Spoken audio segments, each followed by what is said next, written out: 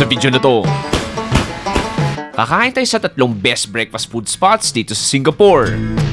Matapang nga to, no? Matapang nga to. Mula sa maraming ganap na Indian Muslim breakfast, Parang lahat ng sauces nila doon sa karinderya nila. Pinaglalagay.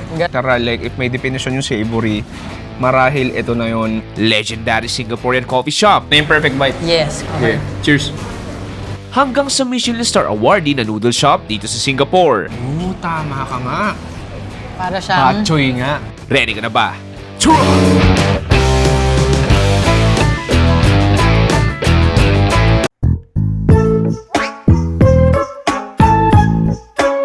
Almusal ang sinasabing pinaka-importanting meal of the day. At dito sa Singapore, hindi yan nalalayo sa katotohanan. Dahil sa pagka-busy at workaholic ng mga Singaporeans, they need the food fuel para ganahan sila magtrabaho. At sa episode na to, samahan niyo akong kainan ang 3 sa iconic breakfast food spots dito sa Singapore. Oy, pare, isang magandang umaga. Welcome pa rin dito sa Singapore. So for this episode, pare, kakain tayo sa mga ilan na favorite breakfast local food spots dito sa Singapore. At may makakasama tayo na alam mga pagkain sa Singapore. Welcome back, si Ki ng Foodie Mama PH. How are you, Ki? Hello! Good! Kilalanin may good old friend and fellow food vlogger, Ki of Foodie Mama PH. At matagal-tagal na rin siyang naninirahan dito sa Singapore. At alam na alam niya na ang mga bawat sulok na masasarap na kainan dito sa Singapore. It's been a long time. Yeah, I 2022 huling kita namin. 2018 pa kami unang nagkita talaga. Unang tanong ko sa'yo, how do you define Singaporean breakfast? Singaporean breakfast is very light and rich and tasty. Yung mga kakainan natin ngayon, masasabi natin na very, very Singaporean. Correct. Mag-start tayo ng light, then medyo heavy towards lunchtime. So, Okay, huwag tayo paligoy-ligoy pa. Punta na tayo sa unang breakfast food spot natin ngayong araw. Tara! let's go.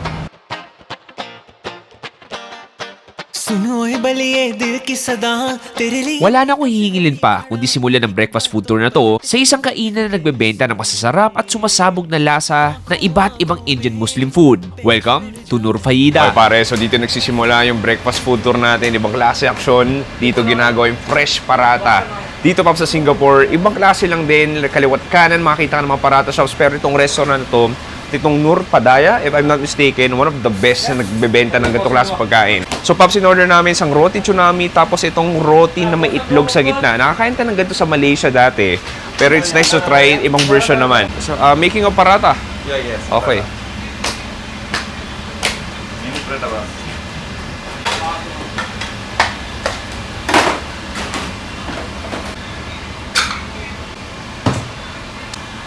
Ganda prata ba?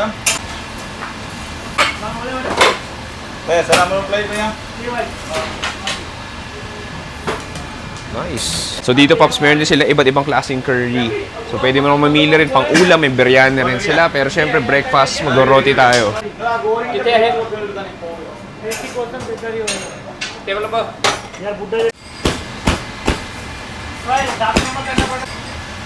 Okay, Pops, ito yung roti tsunami natin. Ginugupit-gupit. And then, here comes the first layer of the curry. Oh, nice. Parang may lamb ata to. Is that beef? Yeah, lamb. A lamb, yeah. Kinugupit-gupit din. And then another layer of sauce. And then that yellow curry goes in. And then a touch of that sauce. Another kind of sauce. Oh, another kind of sauce, pare. Hindi natatapos. And then sambal goes in. Ito yung itlog. Yun ang gusto natin. Malasadong itlog. And then pepper goes in. At parang soy sauce din.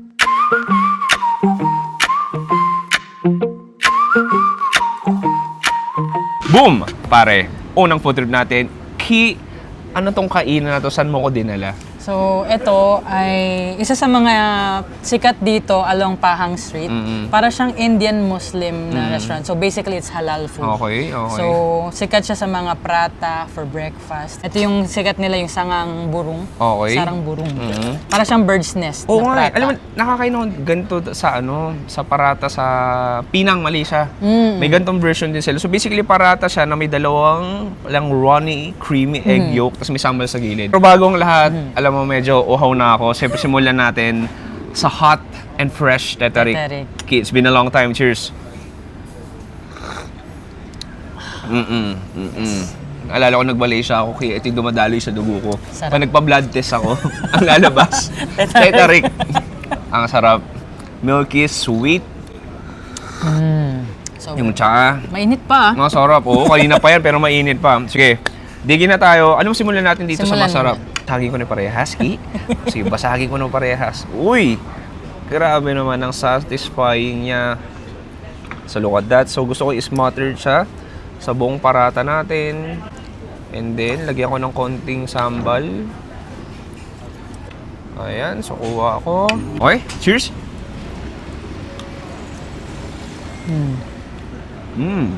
Kulang yung sambal. Harap. Okay. Parata is parata. Pero ang ganda nyo, naging sobrang dense niya. Dahil dun sa egg yolk. Crispy siya sa labas, tapos flaky. Galing, oo. Tapos yung sambal, nag-add ng extra spiciness, sweetness. Parang, okay, nagigets ko. Ito ngayon perfect pwede rin na pang start ng umaga mo. Yes. Dahil heavy, mataas sa carbs, bibigyan ka ng enerhiya, at the same time, malasa. Okay, hop. So, try mo naman ng merong mutton curry. Okay, try natin tong mutton curry. Kuha ko dito konti. Cheers.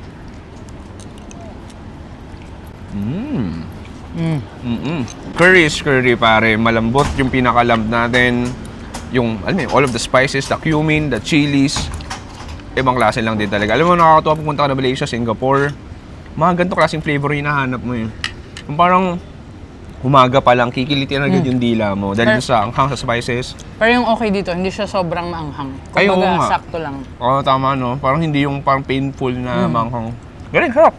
Okay, so next, ito yung ating roti tsunami. Ayun, si Ki, siya na yung maghahalo-halo. So basically, parang lahat ng sauces nila doon sa karinderya nila. Correct, ganon. Pinaglalagay na nila dito. Ayun, pare. Pati nga star anise, oh. Oo. So makikita mo, may creamy egg yolk din siya, may sambal. Ayan, ihalo ni Ki. Tapos may parang may mga lamb, ano na rin siya, lamb curry. So, lahat ng lasa nandito na Oo. dapat sa prata. Ah, okay. O nga pala, yun pa pala. May parata siya sa ilalim. Kaya sa tsunami, kasi yan, halo-halo Oo. na. In Singlish term, champu-champu. Naka-mix-mix na yung... Cheers!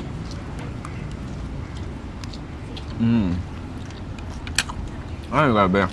Literal, lahat ng curry, lasang-lasa mo. Yung yellow curry, Curry talaga. feel ko iba doon. Siguro may fish curry doon, may chicken curry, may lamb curry. Lahat Pinaglalagay na. Sabi niya, isa ka lang dito, di ba? Sige, lahat ng curry ko, papatikim ko sa'yo sa isang putahe. So, deep yung lasa niya. Oo, ang savory niya literal. Like, if may definition yung savory, marahil ito na yon. Yung curry natin parang ito lang din. And then, mas may konting kick siya ng hanghang.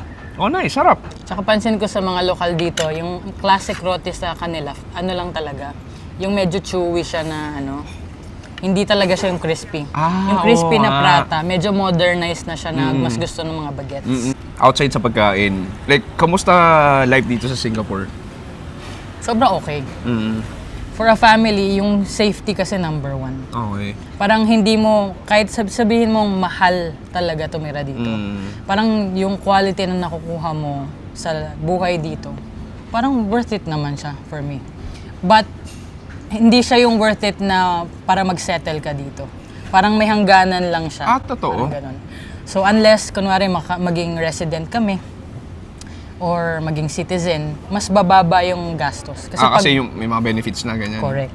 Pag foreigner ka dito, lahat talaga palabas. Lalo na foreigner with a family.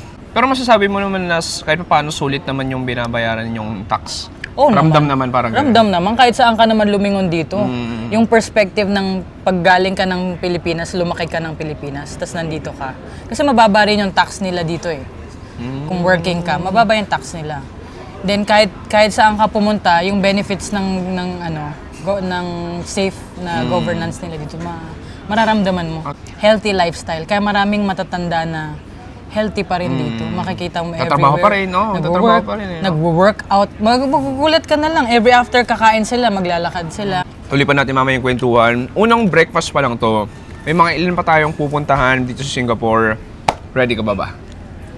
Ang tanong ako, ready pa ba ako? I'm always ready! Churra!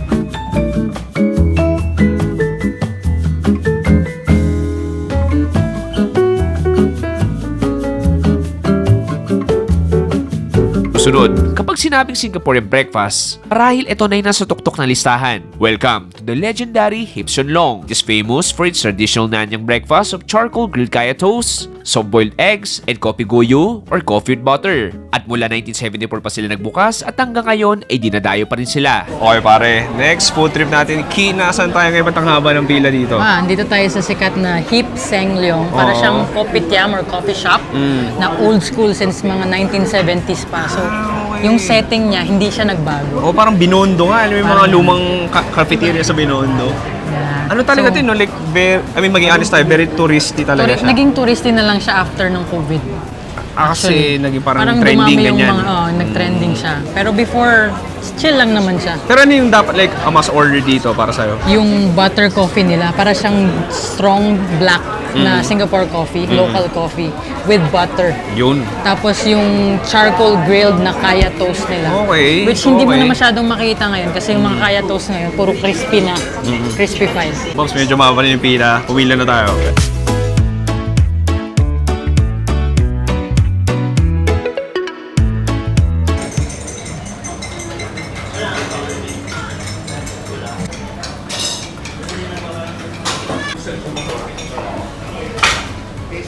Okay, Pops, so malapit na kami dito sa pinaka-ordering section. Ano, Pops, kaya pala matagal din yung pila. Medyo nagigets ko. Kasi literal, si Uncle, which is anak no, Anak siya. yun nga ng- kaya. Ano ko ba ba't medyo matagal yung pila? Sabi, may kinikwento sa akin kanina eh. Yung sikat nga kasi, parang old school siya. Tapos merong matanda talaga dito yung tatay niya. Eh kaso medyo masakit na yung legs niya ngayon. Oo. So itong anak na yung nagtutuloy ng negosyo nila. Dalawa na lang sila ngayon, kaya ang haba talaga ng pila. Pero talagang dinadayo to. Kasi literal, Pops, sa kanyang bibigay order, tapos literal, siya rin yung gagawa. Kaya medyo matagal na. So, mayroon siyang personal banter. May personal relationship ka talaga sa kanya. Kaya medyo matagal talaga yung proseso. So, dito, old school pa rin yung paggawa ng kape. Parang sa Iloilo, yung medyas pa rin yung gamit nila. Tapos maraming klase ng kape na pwede mong i-order, maraming versions. Tapos okay, no? Ginigrill, no? May pakita ko sa inyo, meron din dito yung pinakakaya bread nila, yung toast. Ginigrill nila. So, literal griller talaga. Yung pang ng yempo. Ganun yung gamit nila. Anyway, wait lang tayo saglit. And then, tingnan natin kung maka-order na tayo.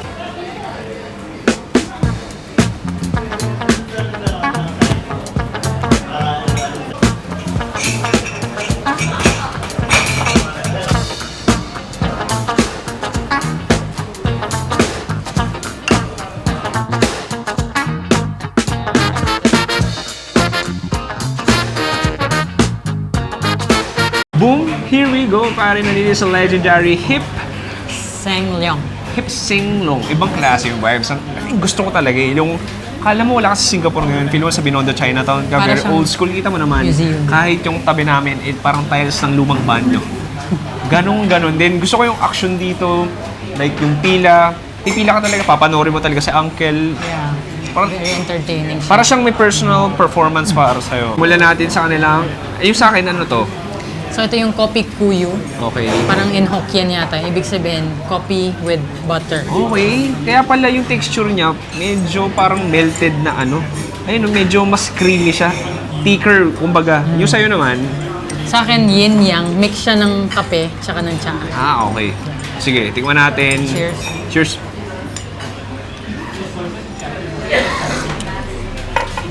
Oh, wow. Oh, sarap ah. Nakainom na ako ng kape ng ano yun, ng Singapore yun. Ito, definitely darker yung flavor niya. Yes. Mas chocolatey, fruity, wala eh. Robust. Sobrang dark talaga. Robust, exactly. Parang very roasted. Pero ito, fattier texture. Correct. Maybe with the Rich. butter. Oh, rich. Rich. Galing. Try mo yung yin yang. Oh, sige. Mga OC dyan. Ba't siya nakainom? Ang tagal na kami friends. 2018 pa lang. Ay, ang galing. Ito naman nga yung lasa nung sa Tetarik. May lasang tsaa, may, di ba? may suntok ng ano, may suntok ng kape. Pero mas para sa akin mas tea siya. Correct. Oh, ewan ko lang ako, ikaw ba? So ako kapag ayoko na masyadong matapang na kape, gusto ko yung ganito para balanse lang siya. Galing. Sabi Diba? na ito ah. Sige, punta na sa mga pagkain natin. Anong gusto mo simulan? Eh doon tayo sa traditional na pinunta natin. O sige. Paano ba kainin to, Ki? Butter toast. Actually, ang gamit nila dito parang may margarine din siya. So, cold Okay. butter siya na magme-melt kasi mainit yung toast. Game. Then, i-break natin yung egg. Alam mo, may mga health conscious na uncle dito. Oo. Etong egg lang, ini-slurp nila. Walang kaya butter toast. Ah, ganun ba? So, Ang protein lang, no? normally nilalagyan ng toyo, pero maalat naman na yung butter. So, pwede na to. Oh, yan na yung perfect bite. Yes. Okay, cheers.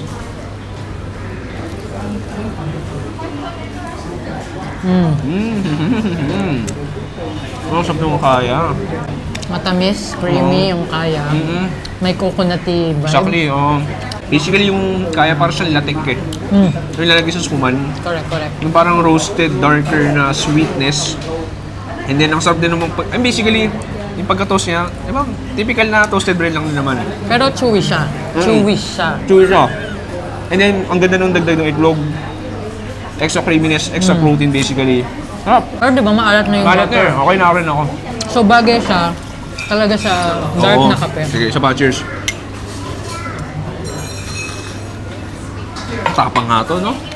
Matapang nga to. Tsaka to, breakfast, merienda, dessert na rin siya. Ah. So makikita mo all over Singapore, maraming mga kopitiam or coffee shops. Oo, exactly. Like, di ba sa mga call centers, like, yung mga ganitong klaseng pagkain, hindi lang dito like yung mga call centers, may mga typical na ganitong klaseng kapihan talaga. Yes. Sige, mayroon pa tayong dalawang putahe dito.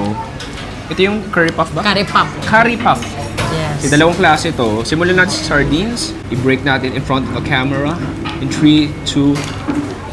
Okay, nice. Okay. Meron ka ba? Meron ka. Sardines, Meron ka naman na yan. sibuyas. Sige. So, sardines tsaka Bigyan kita konti. Ayan, kuha ka naman. Yan, meron na. Salamat Sabihin sa mo, sibuyas. Oo, salamat sa sibuyas. Cheers. Oh, wow, matamis. Yung onion yun. Yung onions, oo. Manghang. Nganghang. Pero alam mo, ang sarap ng quality nung nung pinaka-empanada, yung pinaka-bread, yung dough. Flaky. Just very, how do you say this? Fragile. Ang fragile niya. Pag Flaky. dumapo sa bibig mo, actually, pag ginawa mo lang ng ganyan, durog na. Tsaka laking bagay na they make it on the spot. Nakikita mo ginagawa nila yung hulma, tapos pina-fry nila. It adds to the experience. Speaking of fry, ang ganda kasi pinito siya sa mantika, pero walang bahid ng mantika. Dry na dry siya. Yeah. Galing. Hindi siya yung best version ng curry puff, pero for foreigners or tourists na first time, this is a good spot. Ah, ganun ba? Yeah. Sige, next natin. Ito yung potato curry puff. Ingat ka, baka biglang tatakot ka ba? Yun. Oh, nice. Meron pa naman ako dito. So, may mga patatas siya. Titikman natin.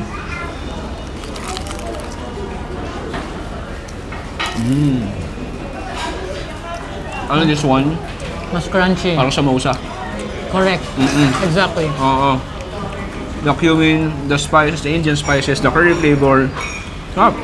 Pero ang difference kasi kapag mali ang gumawa ng curry puff, mas less spicious siya. Kasi yung sa Indian samosa, talagang very heavy on spice. I mean, hindi in terms of heat, in terms of yung spices na gamit. Tapos pag kinain mo siya ng mainit pa, sobrang uusok na talaga yung bibig mo. Pero you can still taste the spices, the curry. Galing.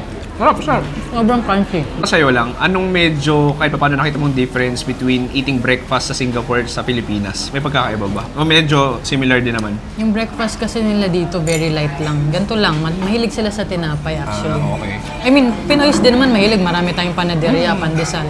Pero most of us would start with silog. Exactly, oo. Dito, unless medyo mali yung ethnicity mo, then people would start with nasi lemak. Yung pagkakaiba, mas heavy sa atin.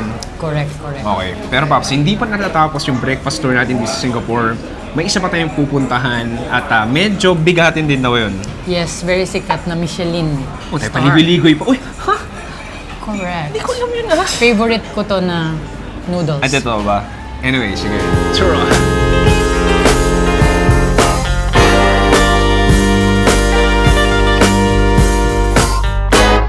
Okay, Pops. Nandito sa huling breakfast food spot natin. Key, where are we right now? So, nandito tayo sa Hill Street, Taiwan. Pork noodles sa may Crawford Lane. Michelin star to. Nag-iisa lang siya.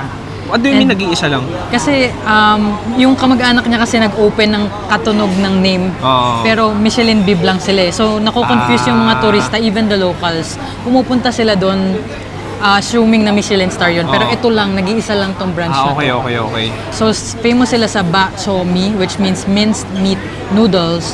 So, para sa mga Pinoy na nanonood, para siyang dry version ng bak choy. Uy, okay. So, Okay. bak choy, I think yung mga Chinese din sa Iloilo, kaya nila nasabing bak choy. Kasi baboy, bak choy, Oo. minced meat. Ang bak choy means laman loob parang ganun Oo, parang ganun. So, may mga liver parang din siya, ganun din. pork. Iba din Yes. yung haba ng pila no? Ayan, so katulad nito, pipila ka talaga. Anyway, maganda sa pinupunta natin yung may mga pila, pero sama ko sulit naman. So feel ko this time, itong last food spot natin, medyo bigatin siya. Anyway, pila tayo. Gusto mo yung ramen noodle niya? Sige. Then the mikya, the soup mikya.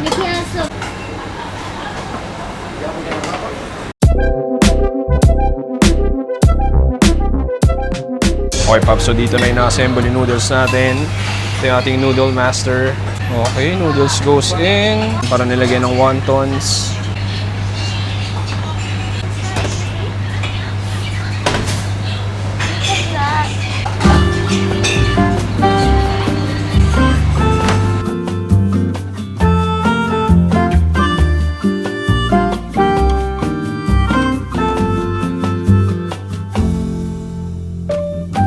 Okay, Pops, last breakfast na. Actually, technically, it's not breakfast anymore because it's 12:52. Actually, dumating kami dito, feel ko, mga 12:05. Ganun kahaba yung pila. Ay, nako. Okay, sige Ki, dalawa yung klase noodles natin. Ano pagkakaiba nito? So, pareho lang silang bak choy, minced meat noodles. Isang dry, isang soup.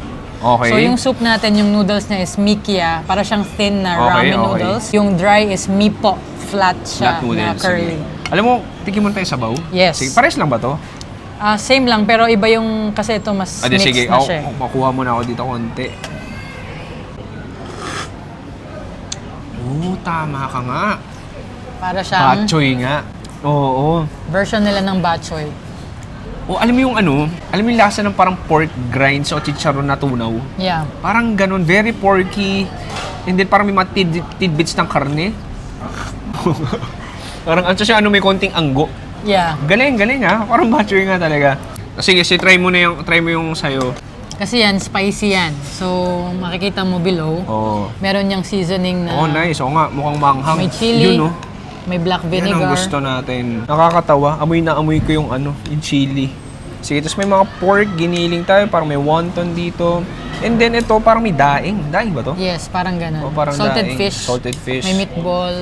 Sige, haluin. I wanna taste all of that. Haluin natin. Cheers!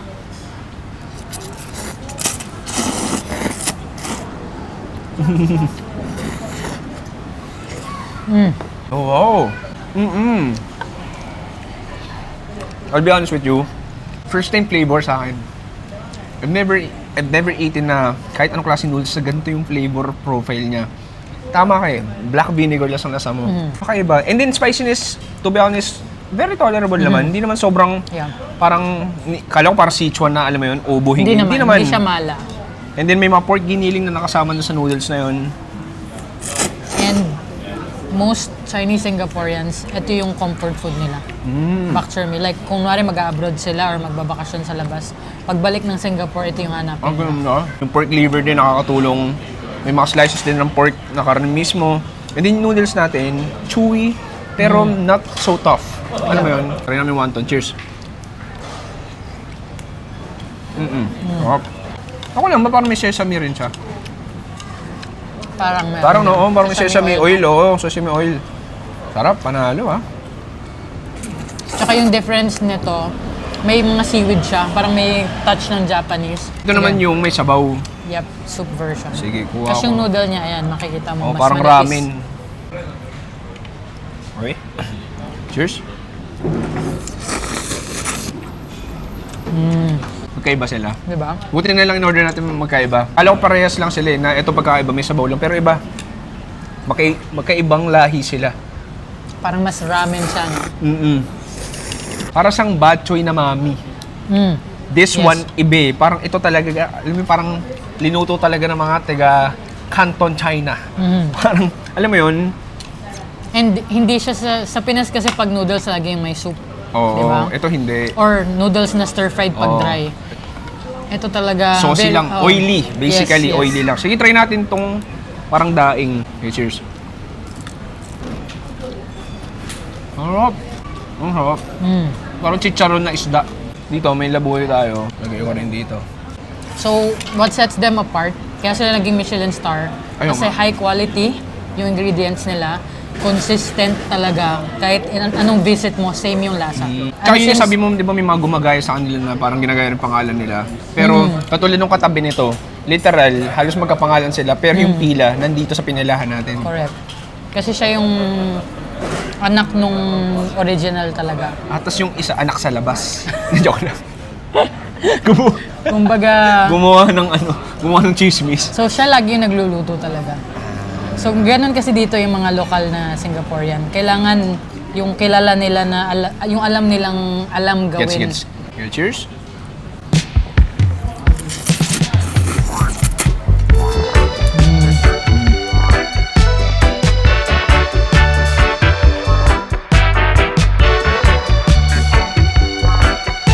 Boom!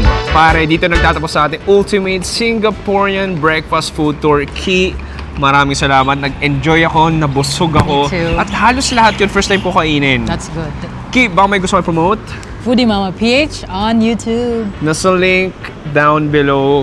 Alam mo, Siki, we go way back pa, 2018. Gusto nyo panoorin yung mga lumang videos namin nasa channel niya.